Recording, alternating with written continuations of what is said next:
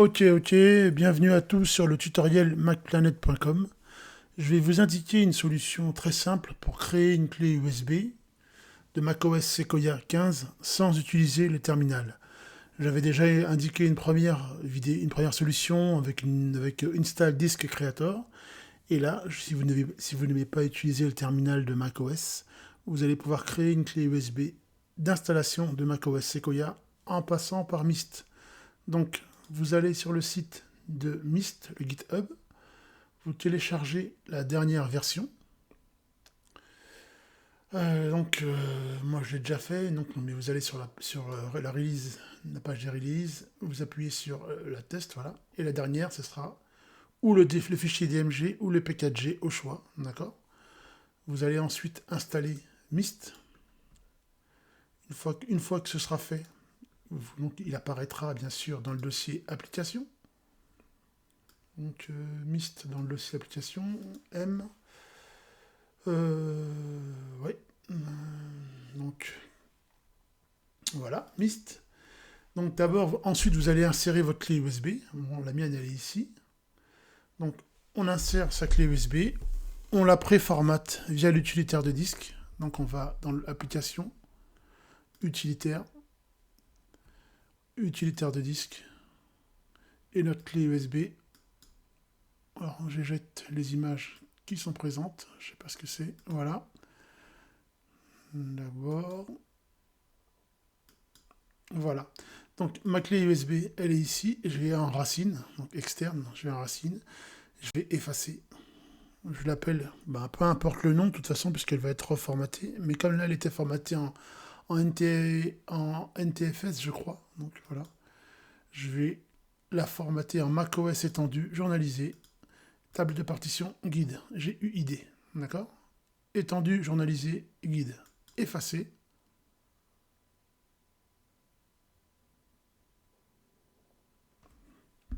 Donc je prépare ma clé pour.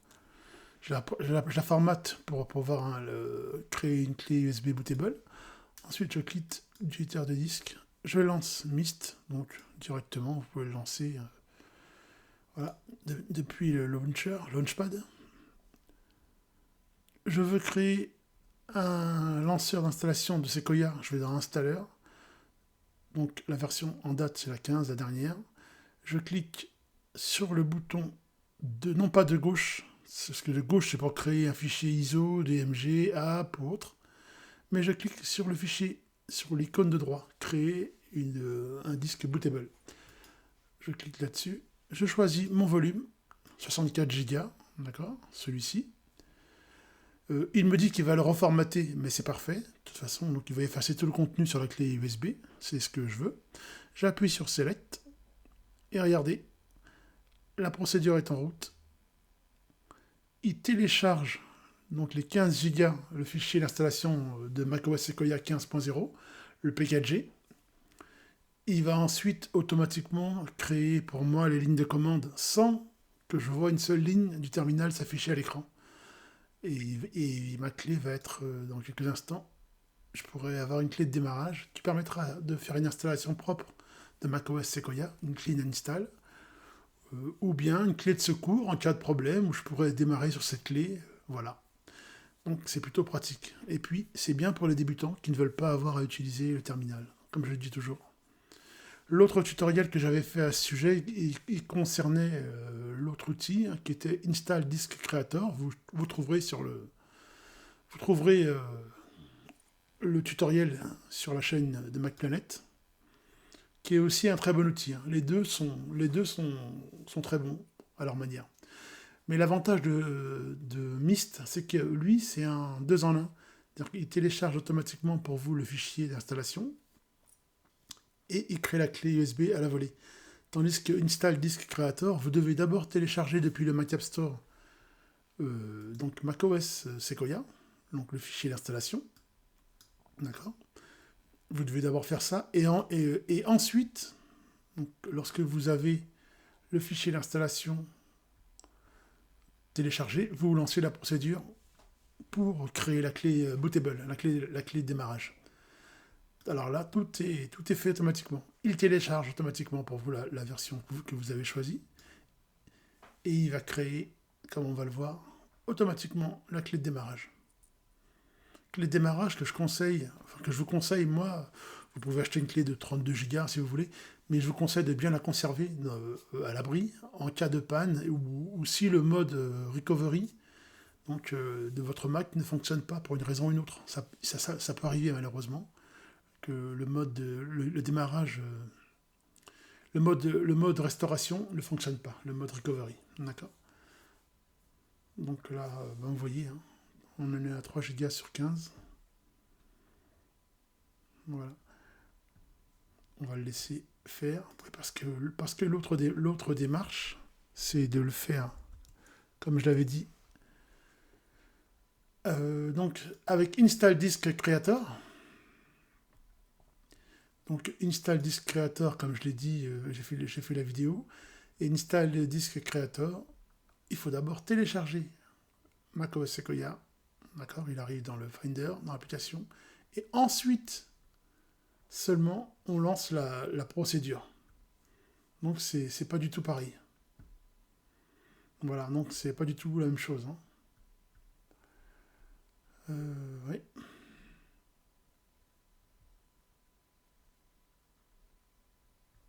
Voilà. Je sais pas ce qui s'est passé sur le site. Voilà. Donc, donc la meilleure solution. Sinon, si vous voulez le faire via le terminal du Mac, c'est aussi possible. J'ai fait le tutoriel pour ça. Je sais pas ce qui se passe là depuis tout à l'heure sur le site. Voilà, donc voilà.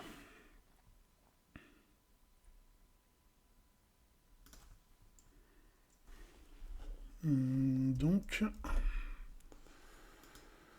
alors,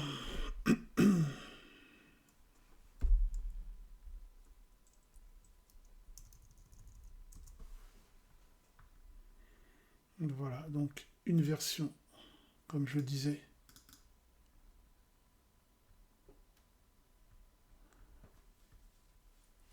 avec Install Disk Creator, et l'autre version sans utiliser le terminal, c'est-à-dire le tutoriel se trouve là, avec le terminal, voilà, avec la version classique, avec le terminal. J'ai fait aussi une vidéo et un tutoriel avec la ligne de commande qui va bien. Voilà. Si on nomme sa clé USB par exemple. Et les lignes de commande sont là, le formatage, tout est en mode terminal. Mais pour les débutants, c'est sûr que le mieux c'est de le faire avec Install Disk Creator ou bien Mist, comme on le fait actuellement.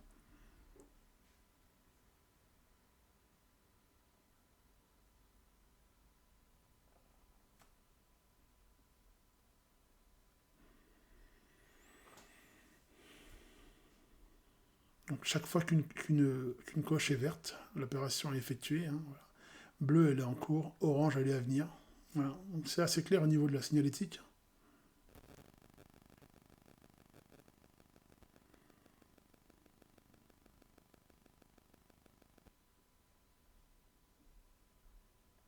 Donc là, on le fait vraiment en temps réel. Hein. C'est toujours ça qui est intéressant.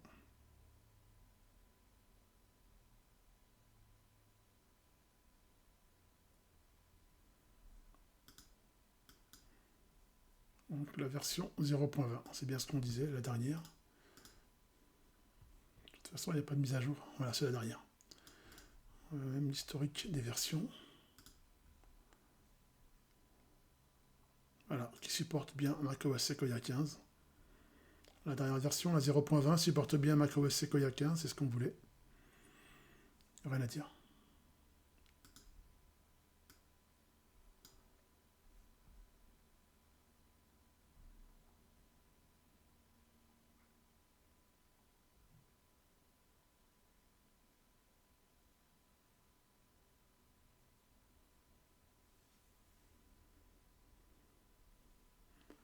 Le fichier est assez volumineux, hein, c'est 15 Go, ça on n'a pas le choix.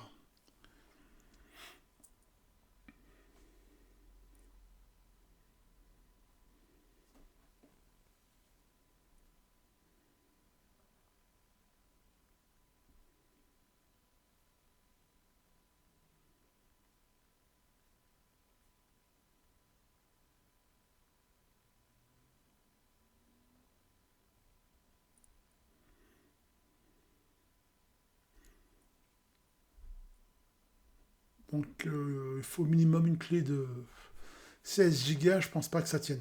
Minimum une clé de 32 Go.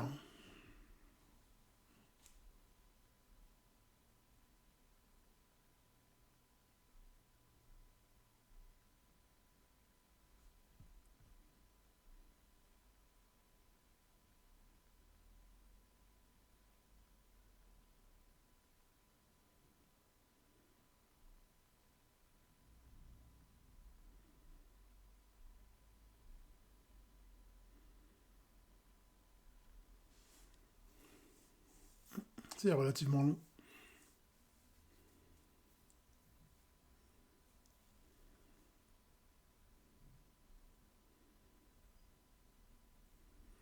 Il n'y a pas de fenêtre d'activité, hein, non. Il y a le log, donc qui vous détaille les étapes, je pense.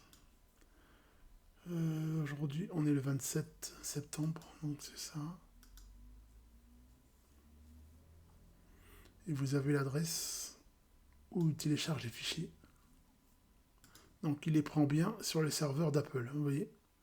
swcdnapple.com, c'est là où il récupère la dernière version en date de Sequoia.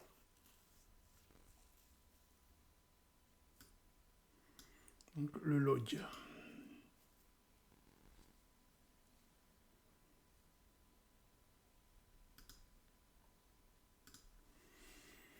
Ok. Au niveau des préférences, qu'est-ce qu'on a d'intéressant? Bon ben, on peut changer l'icône de l'application. Bon, ça c'est pas d'un très grand intérêt. Le dernier icône correspond bien à Sequoia. Ça c'est du design. Les firmware IPSW, c'est pour les Mac Apple Silicon, d'accord. Les versions qu'on souhaite qu'ils soient affichées ou pas, voilà. Il met à jour le catalogue, d'accord. Ok. Pour les DMG, pour les ISO. Donc c'est les appellations, donc ça n'y a rien de spécial. C'est des scripts.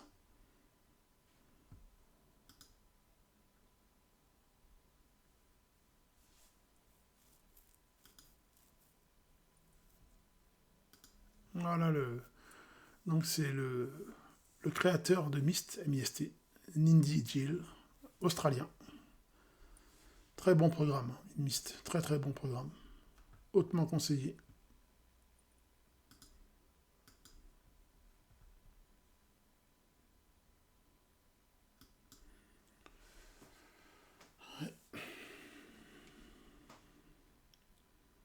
Donc la phase la plus longue, c'est la phase de téléchargement du fichier. Enfin, vous avez compris, hein. C'est pas en soi la création de la création du fichier de démarrage. C'est le téléchargement, puis ensuite il va copier ce fichier de 15 Go sur la clé USB pour la rendre amorçable. Donc après, pour démarrer depuis un Mac Intel, vous appuierez sur la touche Option, donc ALT, ou celle de gauche ou celle de droite. Vous démarrez le Mac, vous appuyez sur la touche Option sans la relâcher pour les Mac Intel. Pour les Mac Apple Silicon, vous démarrez le Mac, vous ne lâchez pas le bouton de démarrage jusqu'à ce que vous voyez s'afficher le menu de démarrage. Donc on ne lâche pas le bouton Power. Sur les Mac Apple Silicon M1, M2, M3 et prochainement M4.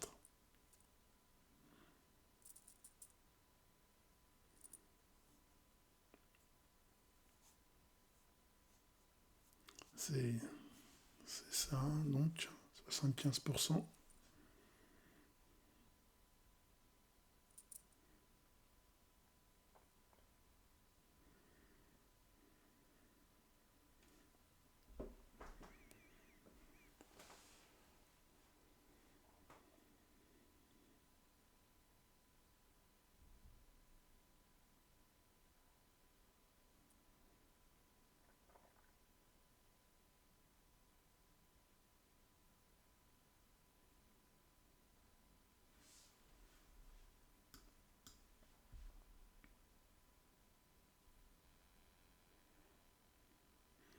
La prochaine étape, donc, vous avez compris, il va vérifier que le fichier téléchargé ne soit pas corrompu. Donc il va vérifier les fichiers d'installation.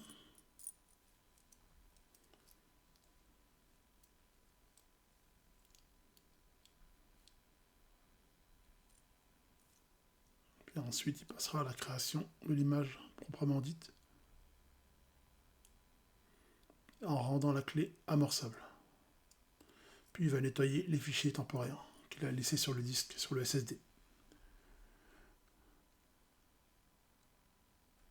On peut voir le log, hein, donc c'était pomme L. Donc, hop, CMDL, on devrait voir le log s'actualiser en temps réel en principe. Quand il va passer à l'autre étape, on devrait voir une étape supplémentaire s'afficher ici, dans le journal.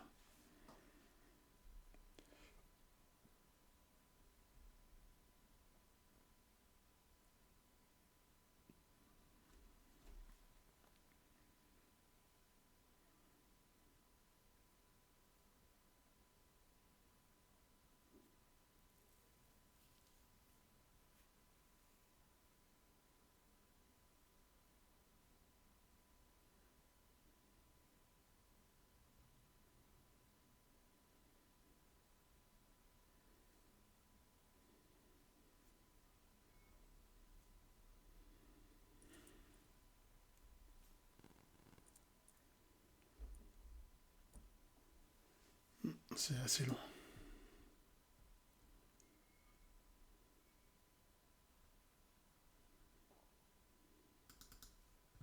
Et donc il n'a pas encore commencé la procédure. Hein. Vous voyez, la clé pour l'instant elle est vide. On y arrive, on y arrive.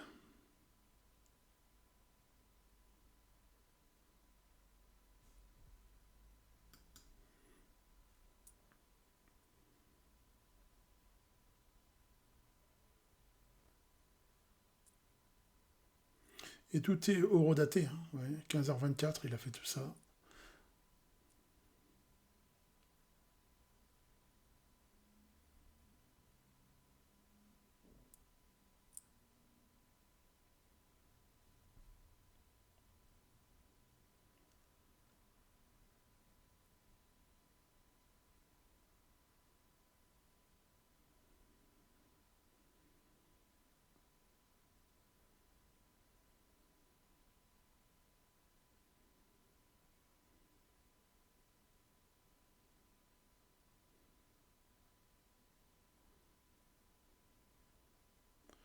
Voilà, c'est quasi fini, le téléchargement du fichier d'installation.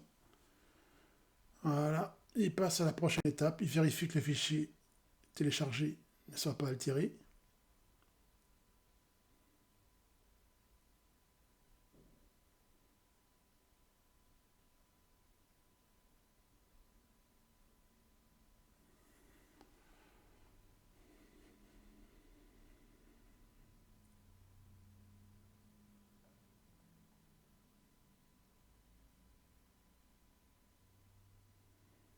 Donc en somme, l'avantage c'est qu'ici tout est automatisé. C'est bon, c'est vérifié. Là on descend, on va voir où est-ce qu'il en est. Voilà, il va passer en phase de création. Vous voyez, la clé, elle s'appelait, je l'ai nommée JC, elle va changer de nom bientôt. Elle va porter le nom d'une clé de démarrage, un classique, hein, qui va vouloir lui attribuer.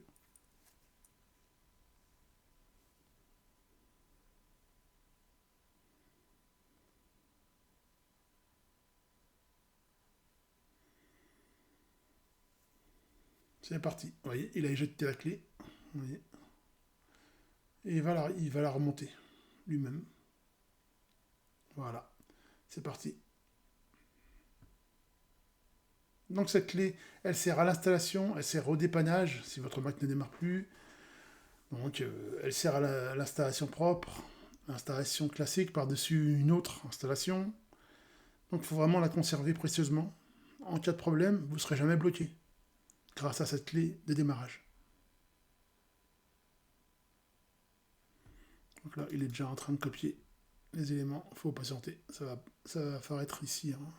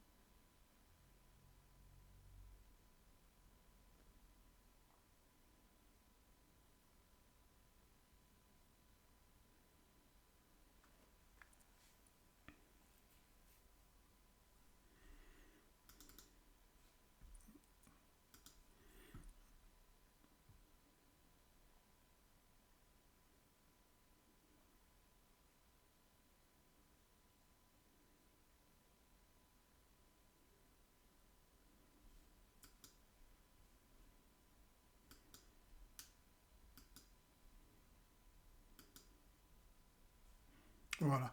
Donc les étapes, toutes les étapes qu'il a passées, elle ne s'est pas actualisée en temps réel. Il faut fermer la fenêtre et la réouvrir visiblement. Mais toutes les étapes sont là. Là et actuellement, vous voyez, ça correspond à la ligne de commande qu'on utilise dans le terminal quand on crée la clé USB soi-même. Donc c'est les mêmes instructions.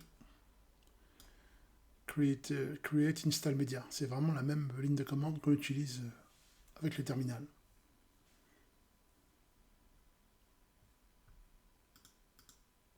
Voilà, vous voyez, le fichier, il est déjà en train d'être copié.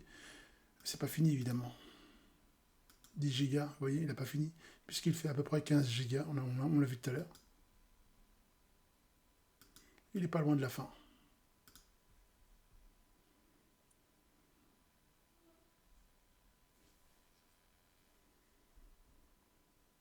Et voilà, c'est fait. Il supprime les fichiers temporaires. Voilà, c'est fait, hein, la clé USB de démarrage, elle est là. La clé, donc là, vous avez une clé USB bootable. Donc, je répète, sur Mac Intel, on démarre son Mac, on maintient appuyé la touche Option, donc la touche ALT, soit celle de gauche, soit celle de droite du clavier, peu importe, et on choisit au démarrage la clé USB. Sur Mac Apple Silicon, on appuie le bouton Power sans le relâcher jusqu'à ce que le gestionnaire démarrage se charge. Puis on choisit ensuite sa clé USB. Voilà, vous avez... Après, vous appuyez sur Close lorsque c'est fini, mais vous avez tout vu, hein, là, je pense que voilà. Toutes les étapes de création, aucune erreur, la clé USB, elle est fonctionnelle à 100%. Il suffit d'appuyer sur Close et de quitter NIST. Voilà. Merci à vous d'avoir suivi le tutoriel macplanet.com.